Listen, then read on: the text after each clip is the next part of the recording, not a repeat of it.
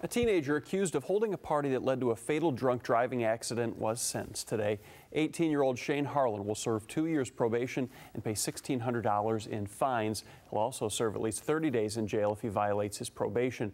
Police say he allowed a group of kids to drink at his apartment in Allendale back in May. Later that night, Takunda Mavima got behind the wheel with several other teenagers in the car. He crashed on I-196 near Chicago Drive, killing 17-year-old Timothy C. and 15-year-old Krista Howell. All right, thanks, Lindsay. Most Americans were flying the Stars and Stripes last week, but one West Michigan man has been arrested after he was caught burning the flag. William Howerton is facing 2 misdemeanor charges of arson of personal property not his own. The charges come after 2 flag burning incidents last night. One at the Veterans Memorial on 32nd Street in Hudsonville, the other in Georgetown Township at the Ottawa County Road Commission building. Police were called to the first scene around 9:20 after a witness saw a man running away from Hudsonville City Hall.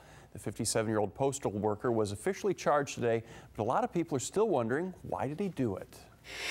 I heard about it first thing this morning, and just initially I was shocked, and it's just surprising, really, that something like that could happen in Hudsonville. You never expect something like that, but then you start thinking about it, it does start to be more of a disturbing feeling for you. Police are looking into whether Howerton is involved in any other recent flag burnings. He has pleaded guilty to both charges for those incidents last night. Hear what he said to the judge about why he did it coming up tonight at 6. The man accused of killing a homeless person in Wyoming is heading to trial. Scott Zandbergen is charged with second-degree murder and being a habitual offender. Police say he's connected to the death of Edward Schmeling, who was found dead in a wooded lot near 28th Street in Burlingame last month. An autopsy shows he died of blunt force trauma. No date has been set for the next court appearance. 7-day forecast coming up in a few minutes. Tim. Good, Rick. I thought you were talking about me when you said hot air coming. Well, it's been really hot and really dry this summer, and that's an awful combination for farmers and their crops. Fox 17's Jennifer Dowling live in Sparta now, where Senator Debbie Stabenow paid a visit today to take a look at the damage. Jennifer has more on what the senator had to say. Now the farmers are coping. Hey, Jennifer. A memorial fund has been set up to help with funeral costs for Isaiah Townsell, the Montague High graduate who drowned over the weekend. According to Isaiah's aunt, donations can be made at any Huntington Bank branch under his name. He was a star running back on the Montague High football team and was swimming Duck Lake Channel with friends on Sunday when he went under and didn't resurface. Rescue crews found him after about an hour of searching. A candlelight vigil will also be held Friday night at Montague High School.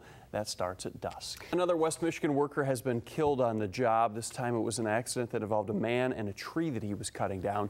Police in Kalamazoo say the body of 36-year-old Brian Joseph Thomas was found by a co-worker under a tree. Thomas was cutting timber for Thomas Logging LLC and was hired by the landowner. The whole thing happened in the 16,000 block of ER Avenue in Climax Township. Police say the incident was accidental and the investigation remains open pending autopsy results. It's an emotional day as parishioners at St. Mary Magdalene Catholic Church in Kentwood gathered for their first Sunday Mass since their church was destroyed by fire. Because of the blaze, Mass was said at East Kentwood High School on Saturday and Sunday. Parishioners stood in shock last week as they looked at the damage caused by fireworks. Bishop Walter Hurley of the Diocese of Grand Rapids says the congregation is not alone and that the church will be rebuilt together. It's a new opportunity to look ahead to the future with confidence and trust, to rebuild not just the church, but also to continue to build the community itself, the faith community that's here. There is no set timeline to rebuild the church. Weekend Mass will continue to be held at the high school. For joining us, West Michigan, I'm Michelle DeSelms. And I'm Tim Doty. Welcome to Fox 17 News at 5. The legalization of fireworks in Michigan this year, combined with historic heat and dry conditions, has created a perfect environment for disaster. Even though the 4th is over, area firefighters are still responding to fires that are caused by fireworks. They had 2 yesterday in Grand Rapids alone. Fox 17's Lindsay Kuss joins us live with more on that. We start tonight with a man in Muskegon facing animal abuse charges for killing a raccoon. He stomped on the animal after it got into a fight with his dogs, and the whole thing was caught on video. After seeing that video, prosecutors moved forward with charges. Fox 17's Jennifer Dowling joins us live from the newsroom with